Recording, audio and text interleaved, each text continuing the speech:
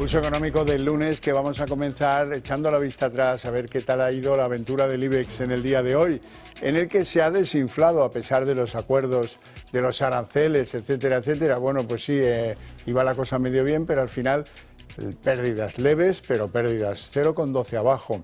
El índice general 14.220,2, algunos valores pues dentro de un día bastante menos optimista de lo que algunos preveían, han aprovechado. Sabadell, el que más, 2,71 arriba. Robi, en segundo lugar, 2,43 arriba. Unicaja, 2,12 arriba. Y en el lado del rojo, pues la historia, pero vivida al contrario. La que más cae, Indra, 2,49 abajo. Telefónica, 1,60 abajo. Y Solaria, 1,14 abajo. Y a continuación les voy a adelantar a modo de titulares lo que, pues honestamente, me parece que va a ser lo esencial de nuestra tertulia de análisis económico, la que mantenemos aquí cada tarde con los mejores expertos para que a ustedes no se les escape un detalle. Bueno, pues en esa tertulia de análisis económico, hoy nos vamos a preguntar hasta dónde podría subir el IBEX después de estrenar una semana pues superando máximos anuales, aunque es bien verdad que la jornada del día de hoy no ha sido como algunos esperábamos. En segundo lugar, los aranceles, ya saben ustedes, empate a 15 como en el tenis. 15 a 15.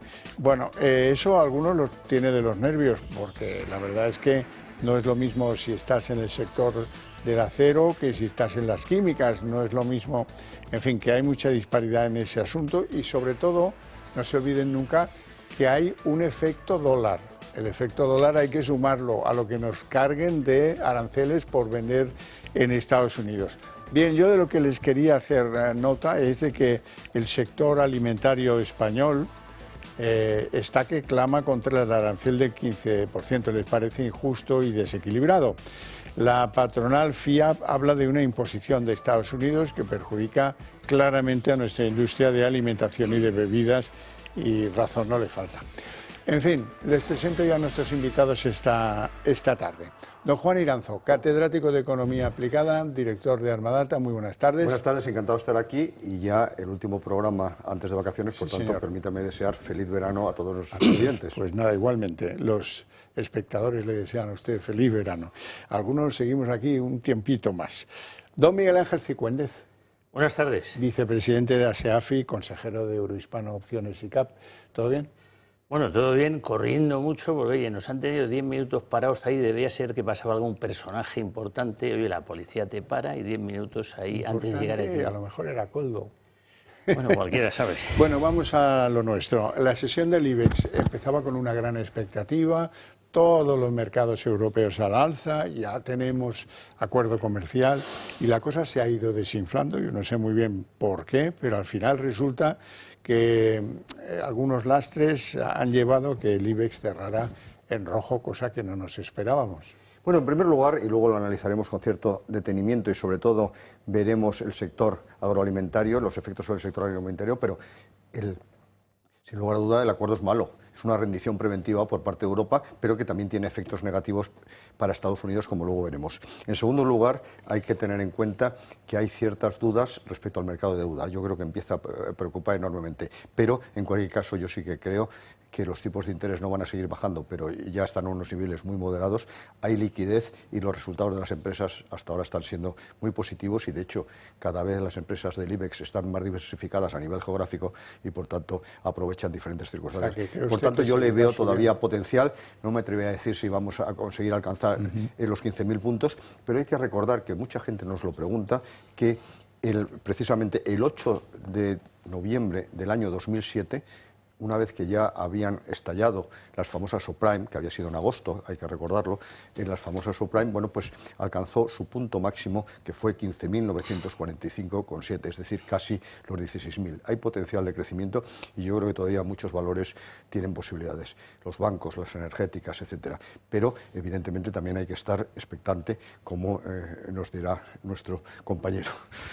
Don Miguel Ángel, ¿cómo has visto la bolsa hoy? Bueno, pues oye, yo cuando anoche vi el acuerdo, la rendición, más que acuerdo, porque vamos, sinceramente yo creo que se podía haber hecho un mejor trabajo. Esto de rendirse previamente sin pelear un poquito, pues sinceramente yo no estoy nada de acuerdo, con lo cual estoy muy decepcionado con la clase política, porque sinceramente es que yo allá lo iremos analizando, y entonces a mí me sorprendió porque estuve viendo los futuros cómo venían y venían subiendo, pero yo sinceramente pensaba que al final el mercado se iba a dar la vuelta, y estoy muy contento de que se haya dado la vuelta como consecuencia de que el acuerdo sinceramente no es bueno. Esto es un preacuerdo, ha dado certidumbre, que al mercado le gusta la certidumbre, pero bueno, le gusta la certidumbre dentro de un orden, y si estamos en zona de máximos, estamos haciendo techo, bueno, veremos a ver. Entonces yo como lo veo es que, bueno, se ha conseguido esa certidumbre, pero a costa de llegar a un acuerdo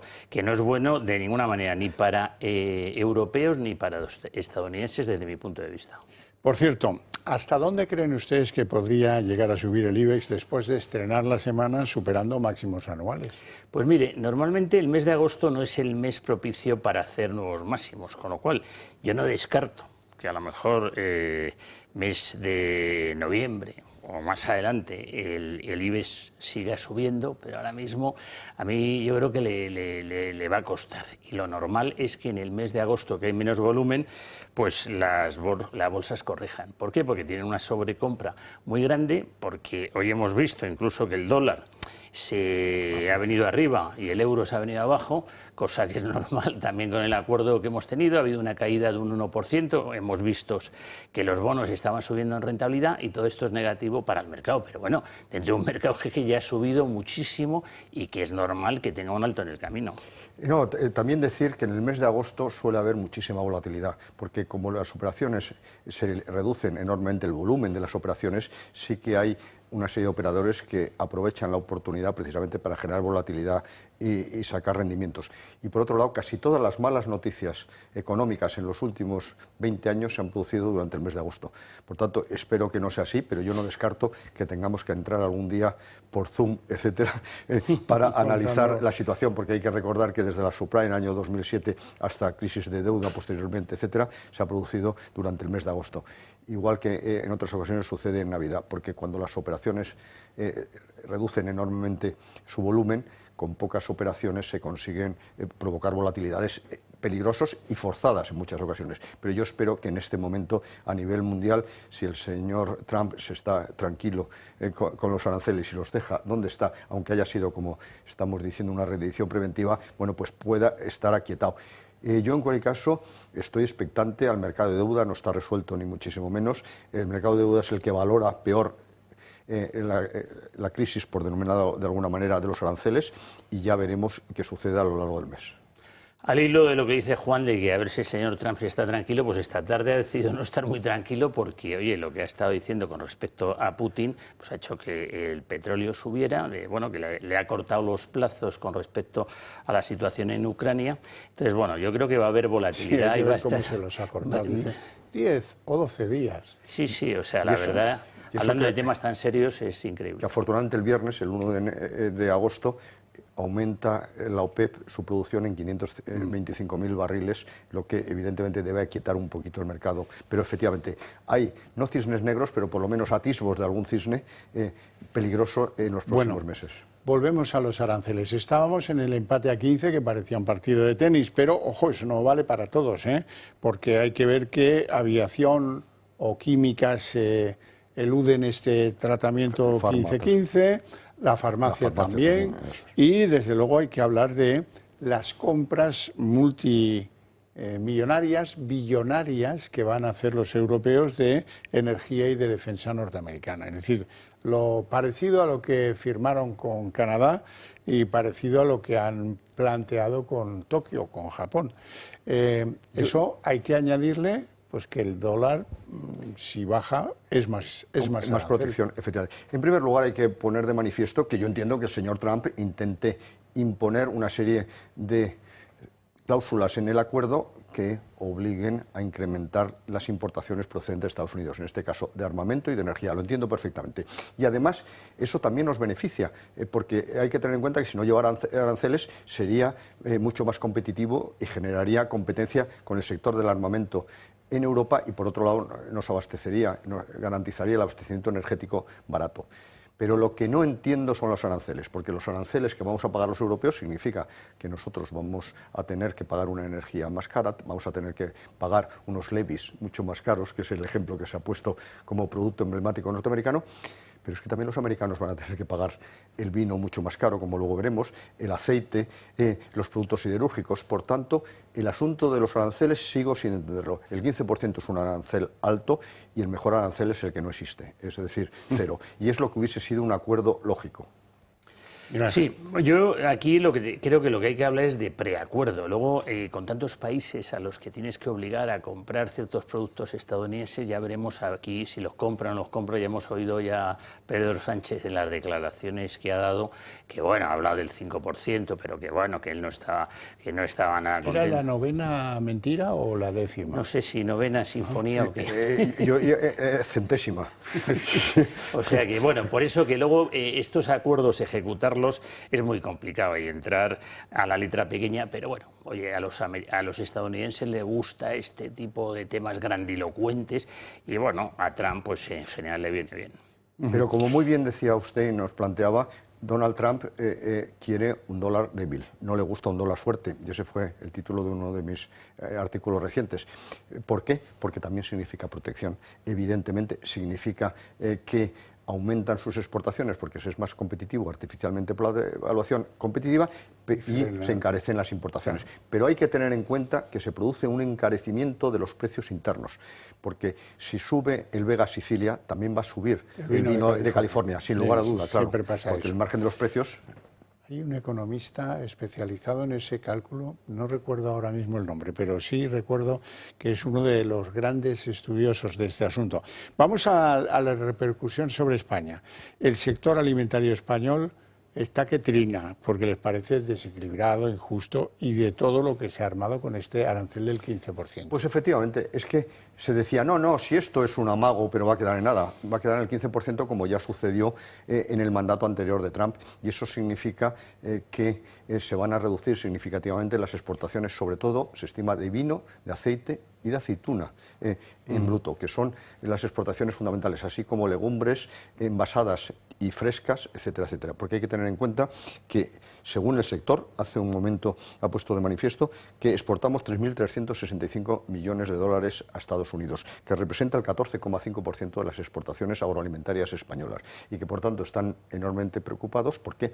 Porque, como se van a encarecer, se va a producir una reducción de las mismas. Se estima que en el mejor de los casos significará una merma entre 400 y 600 millones de euros para el sector que ya está bajo mínimos. Por otro lado, también es verdad que hay que recordar que la política agrícola común era ultra proteccionista, y ahora sigue siendo bastante proteccionista, y también hay que desmantelarla, y lo hemos dicho aquí en infinidad de ocasiones. El libre mercado favorece a las empresas competitivas y sobre todo a los ciudadanos, y los obstáculos al comercio, todo lo contrario. Pues sí, la verdad es que es lamentable para el sector agrícola, alimentario, pues claramente es negativo, ¿no? Entonces, pero fíjese, me ha parecido oír a Meloni que hacía unas ciertas declaraciones al respecto, que no sé si ustedes han oído, y perdone que les hago yo la pregunta. No, pero Meloni, ya saben ustedes que es la novia de Europa y se puede permitir cualquier lujo declarativo. Hombre, sobre todo es una persona liberal y tiene que estar en contra de los aranceles por definición, claro. Vamos a la bolsa española y vamos a hablar de la OPA de moda, porque la Audiencia Nacional le ha dado una tarascada importante a la patronal catalana, Foment del Treball. Les ha dicho, ya, dedíquese usted a lo suyo, que bastante trabajo tiene, y no venga usted a decir que está en contra de la OPA, porque no es su función. Y ahora con este traspiés judicial, pues parece que alguien está esperando en la justicia española entrar a este tema.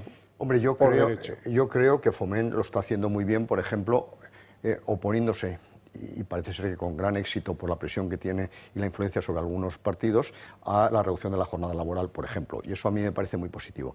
Pero meterse en decisiones individuales, personales, y que solo debemos de tomar los propietarios, en este caso del Banco Sabadell, no es lógico. Es inadecuado absolutamente. Y por tanto, como no podía ser menos, afortunadamente la Audiencia Nacional ha puesto de manifiesto que zapatero a tus zapatos. No, desde luego que sí. Lo que sí se ha visto hoy es que al Sabadell le ha sentado muy bien la sesión bursátil. Sí, es la que sube más de todo. Bueno, en parte porque su consejero delegado, César González Bueno, ha hecho declaraciones, todas contra la OPA, por supuesto. Dice que integrar las plataformas de BBVA y de Sabadell implicará una pérdida de 1.000 millones, lo cual, pues a los que no conocemos el meollo nos deja un poco tal, pero se supone que este señor sí ha medido todo esto. Y también ha confirmado que el Sabadell piensa devolver a sus accionistas un 40% de su capitalización de ahora al año 27. Le vamos a escuchar decir eso al propio González Bueno. ¿Estamos tirando o no la casa por la ventana? Supongo que habrá alguna pregunta de eso después. Ya les anticipo que no. Pero la verdad es que lo parece, porque 6.300 millones en el curso de 3 años, que equivale a un 40% del valor actual del banco en bolsa que le vamos a devolver a los accionistas en el plazo de 3 años, es una cantidad que la verdad es que es sobrecogedora. Son los 1.300 que ya habíamos anunciado del ordinarios del 25, más los 2.500 del dividendo extraordinario por la venta de TSB, si lo aprueba la Junta, que tiene toda la pinta de que sí. Eso suma 3.800 millones, como decía Sergi antes, en un plazo inferior a 2 años. Y a eso le sumamos los 2.500 de los años 26 y 27, nos vamos a 6.300. Está dentro de la política, porque lo que establecimos antes incluso de tener la sospecha de que el BBVA iba a tener tantísimo interés por nosotros, anunciamos que todo lo que estuviese por encima del 13% lo repartiríamos, y es lo que estamos haciendo. Bueno, en su alocución dice el consejero delegado del Sabadell que él cree que los que acudan a la OPA, los accionistas que acudan a la OPA del BBVA, serán algunos despistados tan solo. Bueno, afortunadamente yo no me considero despistado, No. no me lo considera tampoco el consejero delegado y no voy a ir a la OPA. No voy a ir a la OPA porque lo he dicho en bastantes ocasiones y ahora con menos motivo. En primer lugar, porque era un banco que lo pasó muy mal, es que llegó a estar la acción a 0,30 céntimos de euro, hay que tener en cuenta, o 0,30 euros, y ahora esta mañana ha superado los 3 euros, ahora ha bajado un poquito, pero efectivamente ha sido el valor que más ha subido. De tal manera que es un banco que se ha reestructurado espectacularmente, que ha aligerado peso en cuanto a operaciones que podían poner en entredicho la viabilidad del mismo, y por otro lado se ha especializado en banca de empresas, pero de pymes básicamente, que es un negocio muy complicado, pero que diversifica el riesgo, etcétera, y luego por otro lado tiene una creciente presencia en el eje mediterráneo, que es una zona claramente en expansión, porque hay que recordar que adquirió la Caja Ros del Mediterráneo, o se lo impusieron. Dicho lo cual, eso es lo que quiere el BBVA, quedarse con el negocio de pymes, de empresas pequeñas, y luego, por otro lado, aprovechar esa red de oficinas, porque apenas tiene el BBVA implantación en el arco mediterráneo. Pero eso significaría prácticamente el fin del banco. Un banco que en este momento tiene grandes posibilidades. Hay que tener en cuenta que habría costes. Se ha cuantificado, yo me lo creo, que por lo menos la unificación de las plataformas, y siempre además es muy complicado, aparte el coste, puede generar un coste adicional de unos 1.000 millones, pero luego por otro lado sí que en este momento se está produciendo una política de dividendos muy importante. El próximo mes de agosto, porque yo creo que la mayor parte de los accionistas ya hemos votado a favor por anticipado en esa junta de ese dividendo extraordinario, pero es que hay que tener en cuenta que efectivamente se van a repartir dividendos por 6.000 y pico millones, pero aparte es que la acción ha pasado de 0,30 euros a 3 euros. Por tanto, las plusvalías que también se han generado han sido espectaculares. Yo sí que creo que cualquier persona que no irracional o racional, sino que se crea esa política de dividendos y hecho una pequeña multiplicación, pues no va a ir a la OPA. Sí, pero está feo que sin conocer las últimas condiciones del opante se venga arriba el consejero delegado del opado y diga que solo algunos despistados acudirán a la OPA, ¿no? Pues sí, la verdad es que sí. Ya sabéis que aquí yo me doy un poco mus en el sentido de que estamos fuera de los dos valores en este momento de que empezaron con la OPA, porque bueno, hemos preferido estar en otras alternativas, que hay muchas en España para estar, aunque yo felicito desde luego a don Juan porque le ha ido muy bien. Hablemos de lo que fue Cepsa, ahora se llama Moeve.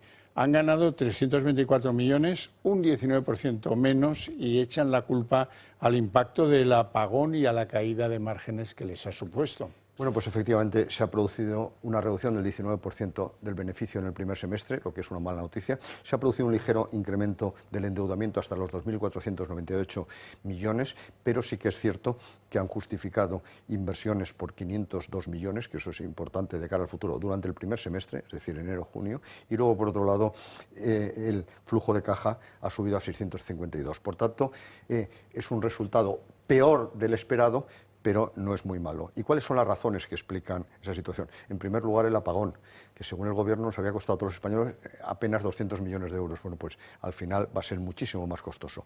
En segundo lugar, el margen del refino se ha reducido significativamente como consecuencia del abaratamiento del precio del petróleo. Y en tercer lugar, parece ser que durante el primer semestre ha habido una serie de paradas programadas de sus plantas que también han reducido algo la producción y, por tanto, las ventas. En cualquier caso, no es un mal resultado.